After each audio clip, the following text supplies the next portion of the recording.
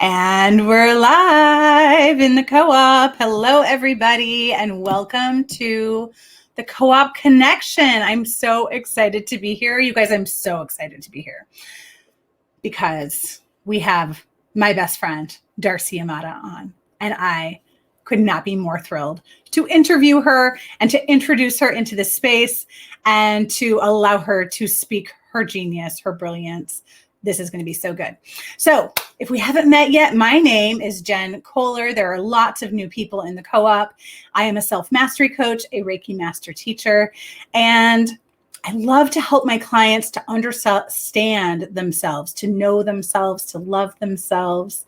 And this beautiful woman right here is Darcie Yamada. She is a licensed independent social worker, and she is a parent coach. And she does a whole lot of other things, and we're going to let her explain all of that to you. Good morning, Rosalie. Thanks for being here today. So if you have any questions about parenting, about your kids who might be a little bit interesting, differently wired, maybe a little difficult. I have one. Maybe we all have one. I don't know. But we're going to just be talking about something that Darcie calls soul parenting today. She really comes at parenting from a conscious perspective.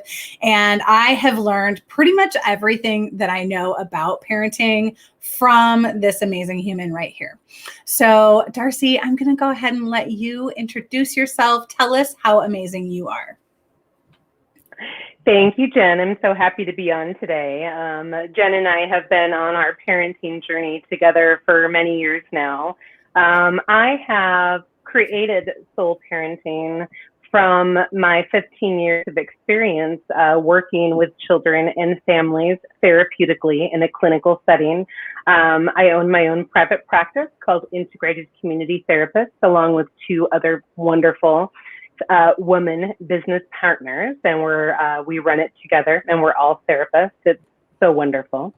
And I have an LSW, which is a social work degree, and I am an EMDR therapist, which is a trauma-based therapy that I specialize in doing with children and adults. And I also, in addition to the parent coaching that I'm so passionate about, I specifically do parent coaching for families who are affected by people who are brilliantly wired. Brilliantly wired is my own name for what some people might call differently wired, right? People who have brains that operate on two different frequencies, a very high frequency of a very high IQ, very creative, very an amazing, expansive thinker, but then also a set of skills that are also down here, like social skills or being able to regulate their emotions. Some of you, or being organized, some of you may be familiar with these types of brains being called ADHD or dyslexic or dysgraphic or dyscalculia is another one, or autistic, right?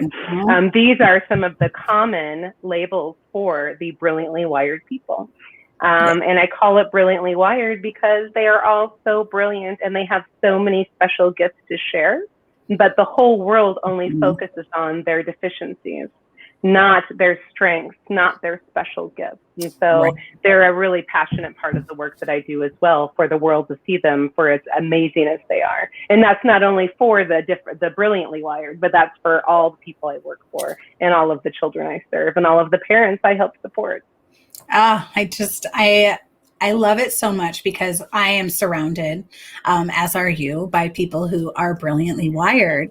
And I might even qualify as one of those myself. And we have Kyla here this morning. We have Deanna here this morning. Good morning, Christina. Good morning, Rosalie. We're so glad you're here. If you have any questions about your children, if you have any questions about what it looks like to be brilliantly wired, we would love to hear from you. We're just going to be having a conversation this morning about this. But and good morning, Tiara. So glad you're here. She's calling us gorgeouses. We are good morning, gorgeous. Thank you, Tiara. We love you. So I happen to really know Kyla and Deanna, very well. And Deanna, I know that you identify one of your children as brilliantly wired, and I think Kyla also does. So let's talk about more of how that shows up for our kids, because I have a Wyatt who is clearly brilliantly wired. He shows up as he can show up as being really difficult, and he can show up as being angry. And what I've learned from you after having hundreds and hundreds of conversations about this work that you do is that a lot of times that's his anxiety showing up. So let's talk about that anxiety that shows up in kids like this, and adults, right? This is not just kids. Adults show up like this as well. But what's the connection between the anger and the anxiety and the being differently wired? Is there a connection? Absolutely. First of all, we all need to understand that children express their feelings behaviorally, okay? And that's just because of the stage of brain development that they're in, right? They don't have the cognitive capacity to be like, hello, I'm feeling very frustrated today, right? And so they're like, you're stupid and you hate kids. Exactly. And they're really horrible at expressing themselves, okay? So don't take they say personally, because they are just terrible at expressing themselves. Okay. And brilliantly wired kids, and this is all part of my soul parenting, which is an approach for parents and I developed for brilliantly wired kids, but it works for all of the children of the world, not just the brilliantly wired. Okay. And this is all part of soul parenting. So you have to realize that differently wired kids do have more of a challenge with being able to control their emotional response. Why is that? Well, because first of all, they actually experience their emotions larger than kids that are not brilliantly wired, more neurotypical kids is what you might call them. Although I think all kids are brilliantly wired in their own way, of course. But kids that have the specific diagnosis within the umbrella of brilliantly wired, part of the deficiency of their brain is that they have a harder time managing their emotions paired with an emotional experience that is more intense than other people. So it literally comes just exploding out of them, right? And the go-to and the goat and everything that happens that they're not expecting, okay, this is another rigid part of the brilliantly wired brain. Every single part of the day that happens when they weren't expecting or when they had a different idea for what was going to happen in their mind, which they often do. They're extremely independent thinkers. They have a whole world in their head telling them how the day is going to go. When something goes differently, that is very anxiety provoking to them.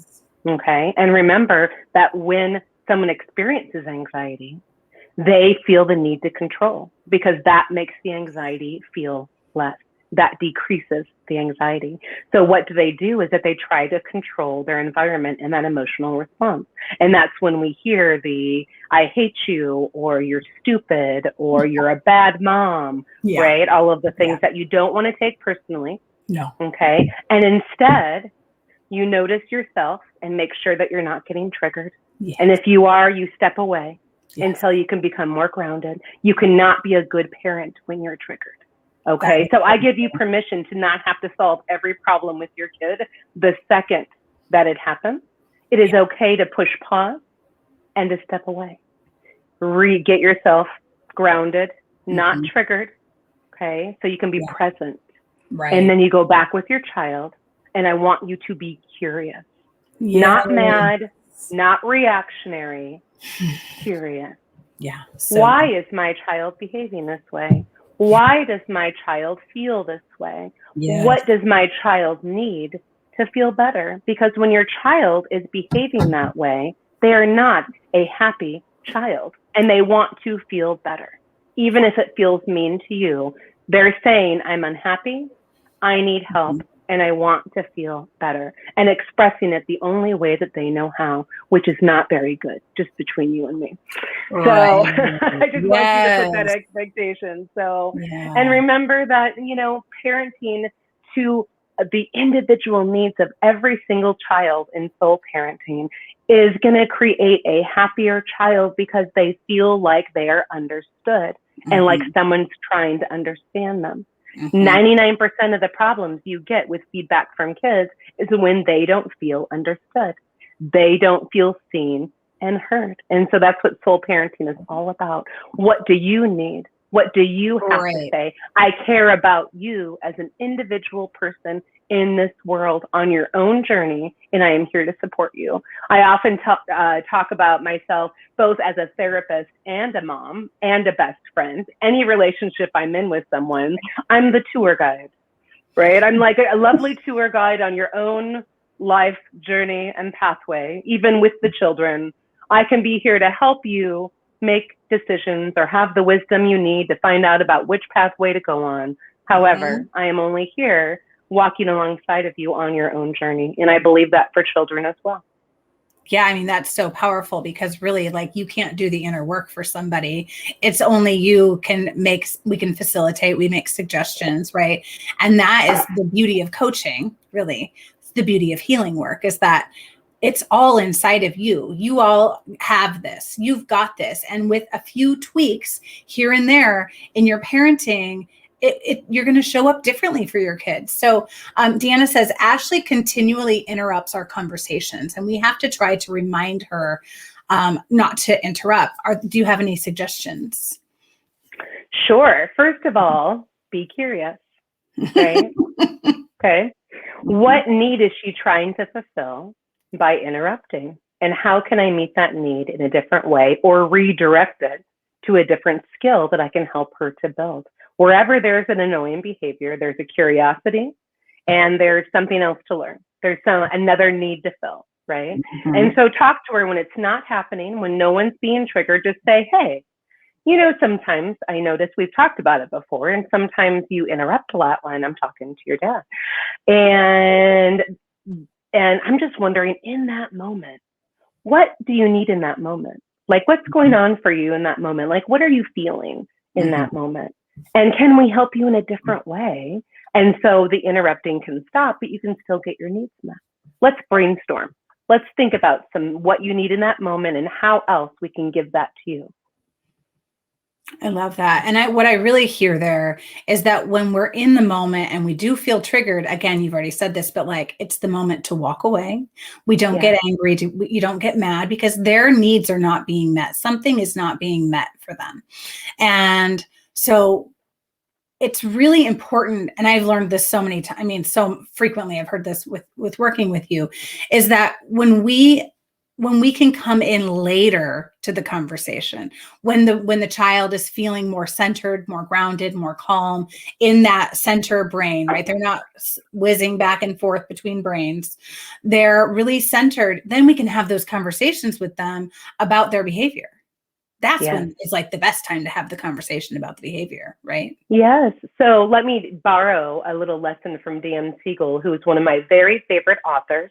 And I encourage you all to check out The Whole Brain Child and Parenting from the Inside Out, because they are wonderful. At a later talking date, I'll make sure to talk about attachment, which is Parenting from the Inside Out, is all about parenting and realizing how your attachment is affecting your parenting. But in The Whole Brain Child, and Dan Siegel is like a neurobiologist, psychologist, neurologist. He's like the super brilliant scientific guy that also works therapeutically. So he's really interesting. He's very brain-based, and he explains it this way. The very healthy emotional and cognitive response is going to be someone who is riding down the middle of the river, and on this bank is the emotional brain, and on this bank is the thinking brain, right? The two hemispheres of the brain, and we're floating right down the middle of both, meaning that we're using the brains together cohesively in an integrated fashion. That way we can both have an emotional response, but also all of our adaptive coping mechanisms in our thinking brain informing how we behave and express our emotions. When someone goes out of their window of tolerance for emotion, which is our children all of the time, when they're having things like temper tantrums, that means they're out of their zone of tolerance. They unplug from their thinking brain completely, and they go all the way over on the emotional bank. Okay. And if you are on the thinking side and they're on the emotional side, as the parent, as we usually are, then you're going to be screaming at each other from opposite ends of the bank, and you're not working together. You're not getting through to each other. So don't come and lecture or do what you normally would do in a traditional parenting style. Instead, you need to hop over to that emotional bank and meet your child in emotion land and attend to their emotions, which will naturally bring them back to the center. And then they'll be able to access that thinking brain. Oh, I love that. That's like one of the most important things that I've taken from that book in particular. I love Whole Brain Child. And it actually really works with adults as well, because Bill will frequently be in the logical part of his brain, and then Wyatt's, of course, in the emotional part, and he'll come and try to rationalize with him. And I'm like, honey, right now is not the time for you to be rational. He's in his emotional brain. Remember that we have to come over here and help him with his emotions so that we can bring him back to center, and then we can communicate about what our expectations are, what we're actually looking for, the behavior that we're looking for. And that has been so helpful, just even for me and Bill, to really understand about ourselves.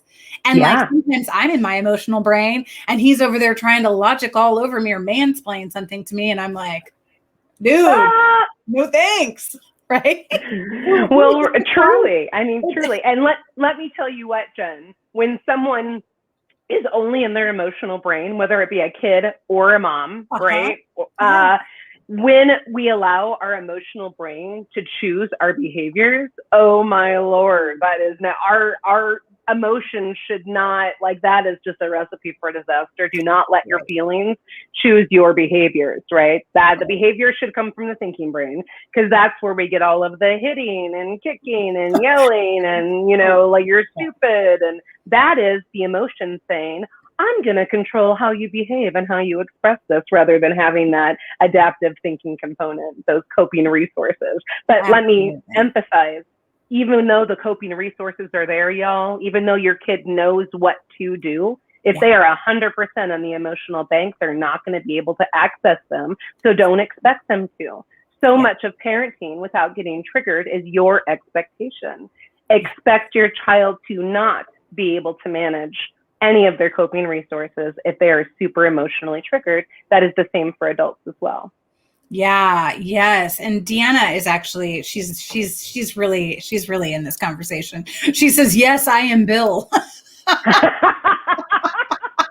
Okay, Deanna, let me tell you what it looks like to hop onto that emotional bank in case you need more concrete, like specifications, right? Or action steps moving forward. That's actually like part of the reason that I'm such an effective parenting coach, is because I can make everything extremely concrete. That's a real talent of mine, because I am also brilliantly wired. And so I think in a very concrete, very practical way. And so I think that I help other people be like, all right, try this next time. And it's really helpful, right? And so if your child is having a big emotional meltdown and it's evident that they're on the emotional bank, okay, first of all, you need to establish safety. So if you are super triggered, I need you to figure out a way to keep your kids safe while you go and calm down, because whether the child is triggered or you are triggered, no parenting of any child can happen when you're triggered if you want it to be effective parenting, because you have to be present. If you're triggered, you're not present.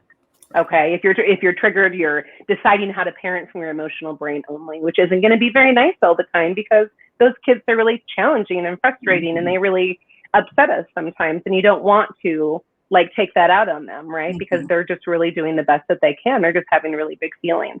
So first, be curious about yourself and what you need. Remember, this is like the masks in the airplane. Really, in soul parenting, you need to give yourself what you need first before you can be a present and effective parent for your child. And then you come back to your child and you say, hey, I'm here for you.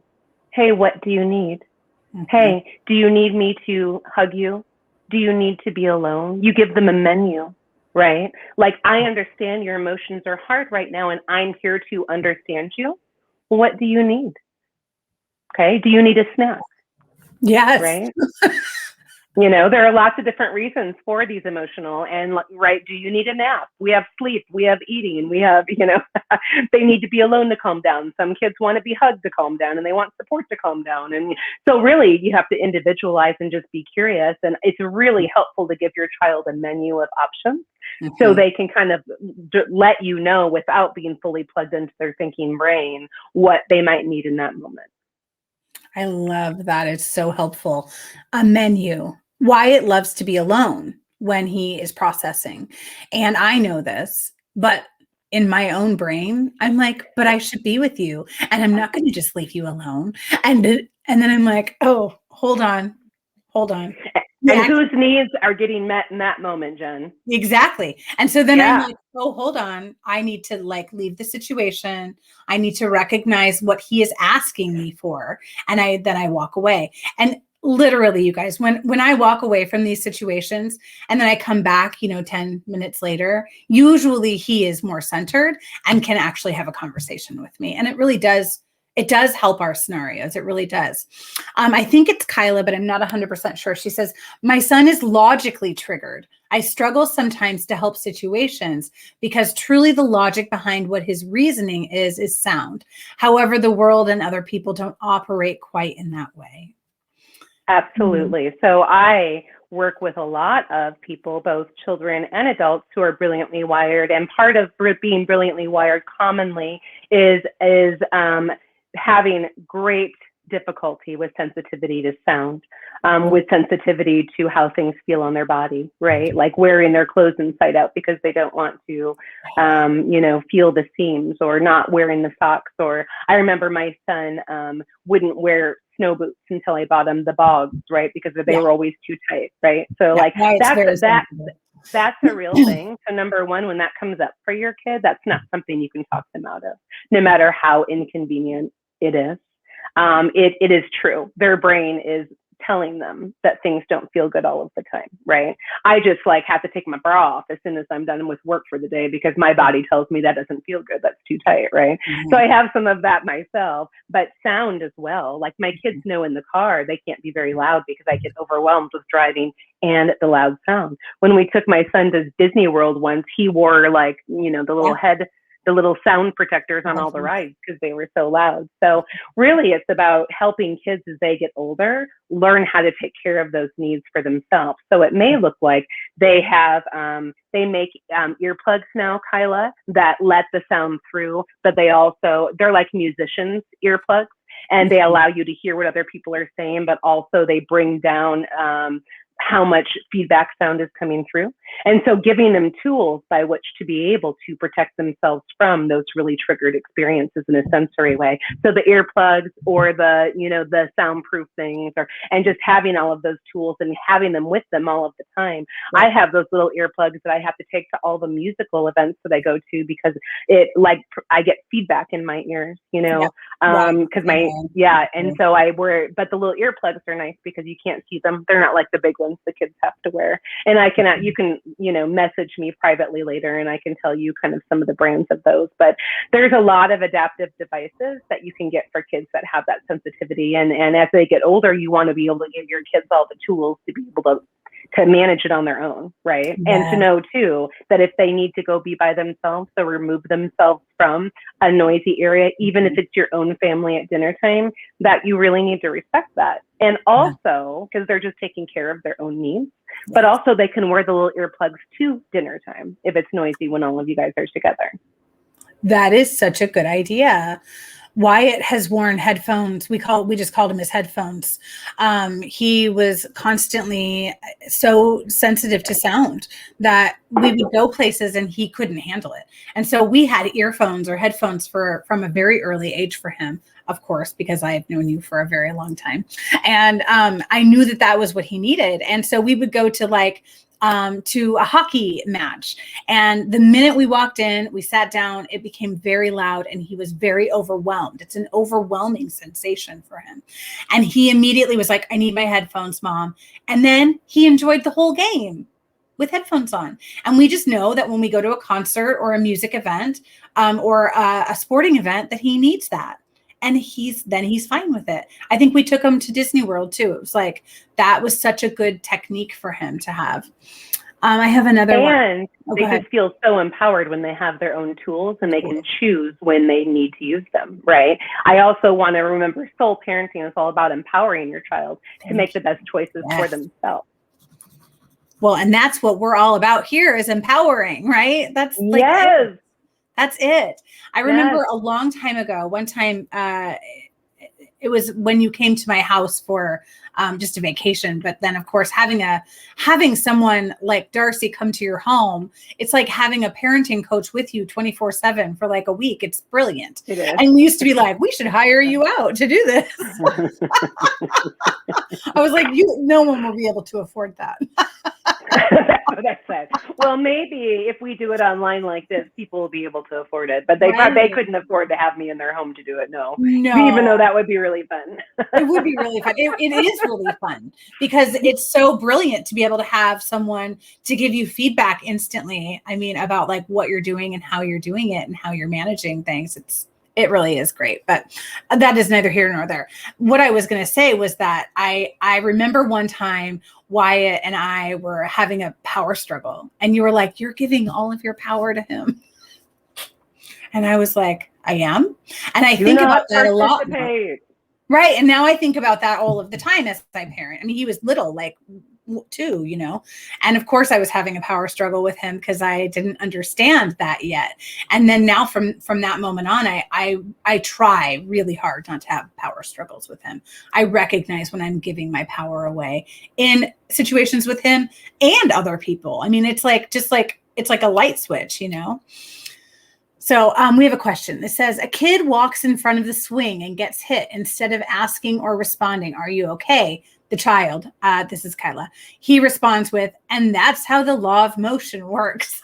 That's so Wyatt, isn't it? I mean, I think what you're getting at is that for some brilliantly wired people at different types of levels, there are some social skill deficiencies, and they just say what like the more truthful or they're so brilliantly wired, they're so brilliant that they give an intellectual response rather than an empathetic response. And every moment that we see those things happen with our children, that's when you become the parent coach. Okay. And that's what I do in my approach as the parent coach, is I coach parents to coach their children. Yes. Because children really do need coaching. And what does that look like? You know, you pull them aside and you're like, you're totally right. That's exactly what happened, like intellectually. And you give them some rules for social, if that's one of their deficiencies, right? You say, next time it'd be really nice and probably make them feel better if you say X, Y, and Z instead. And you're totally right. That's exactly what happened, like from a physics point of view. Yeah. So next time, the physics point of view, but also like ask them if they're okay. You know, that, so you're always building those skill opportunities. If I have a teenage boy, and if he's using like a snarky tone with me, remember, brilliantly wired kids aren't going to really be aware of their tone. They kind of lack that perspective. They're kind of clueless in that area. They don't really listen to themselves because their brains are like doing something brilliant out here in brilliant land, right? And so I have to say, can I pause you right now? I use pause a lot as a parent. Can I pause you right now? Okay. And I do it before I get triggered, right? Can I pause you right now?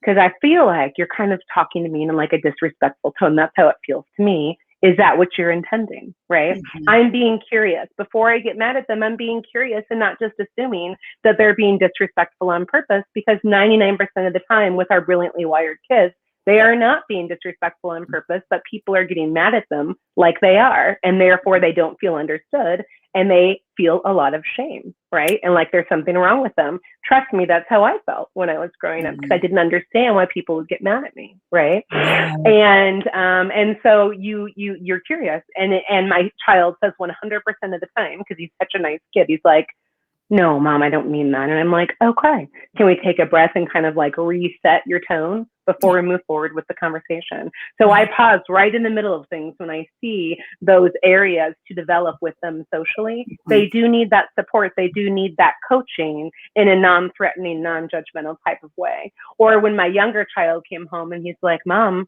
I learned a new swear word, F-U-C-K. Yeah. And I Why was is like, that one so recently? I was like, okay.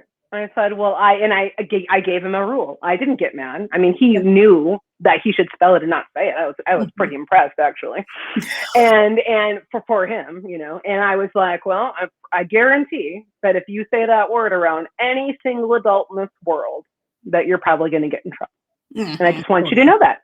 So Yeah. you can like make the best choice for you, because you're in charge of, you know, how people respond to you in that way. Yes, we give them the power to choose. Yes. We don't say, that's a terrible word. You don't say that. No. I mean, then there wouldn't be a learning opportunity for them to make their own best choice. This is what I'm talking about. Like, give up the trigger and just be curious, right? Mm-hmm. Yes, I love it so much. Oh, Melissa says, being dyslexic, people never understand me, and it played with my emotions. Yeah, and she's talking about herself as a grown human, right? Yes. Mm-hmm. You know what? I felt the exact same way growing up, that I didn't, that I loved other kids because they thought I was great and fun and, you know, but it was the adults that I got negative feedback from, that just didn't know what to do with me. I was just too much, right?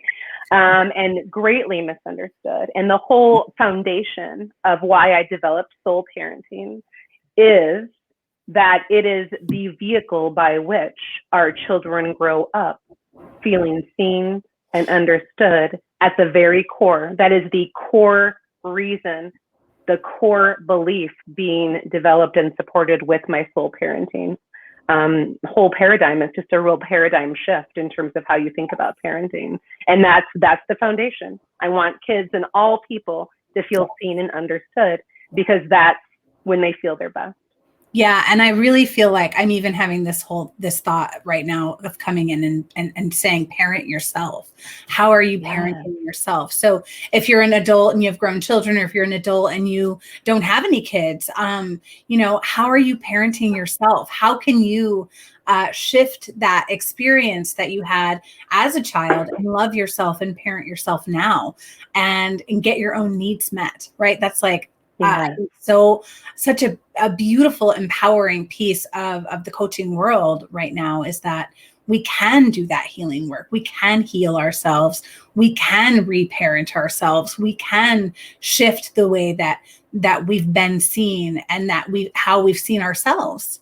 We can shift the way that we see ourselves. And I think that that's just really so Yes. And when you get your own needs met, you no longer need your children or your spouse or other people outside of you to do it.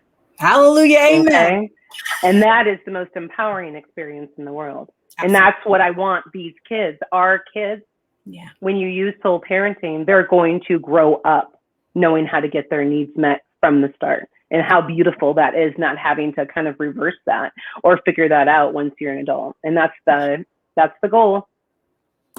Darcie, this is amazing. I could sit and talk to you for a whole another million hours. So we are going to do this again. So we're at our 30-minute mark, and we are going to keep our time empowered. We're going to keep our time so that it feels good to everyone. But Darcie is going to come back for another conversation with me, all about soul parenting again. So think of questions that you have. We'll actually put out another post and do some feeling out of some questions that maybe you have that we can bring to the table. So if you have questions, save them, write them down, let us know what they are. You can reach out to myself or to Darcie on Messenger. If you're not friends with Darcie, I would highly recommend becoming her friend and sussing out what she's got going on. She's been doing this a long time offline. So online is new, but offline, she's been doing this for, 20 years. So we are in good hands here. And I'm looking at my calendar. Today is the 12th. We're going to be live again on the 26th.